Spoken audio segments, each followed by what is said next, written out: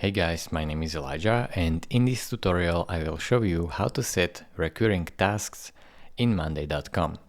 Click on Automate and then simply click on Create Automation. Here, select Every Time period, then Create Item, and let's say every time every week on Wednesday at let's say 7:30.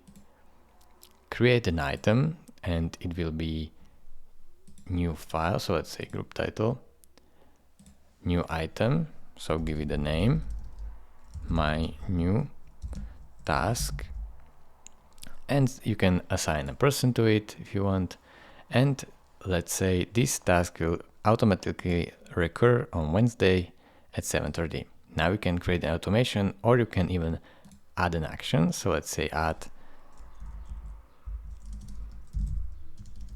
an action. You can create a group from it or duplicate it. You can even notify someone that this item has been created. So type the content here, new task, and simply add someone. Then click on Create Automation. It is really simple.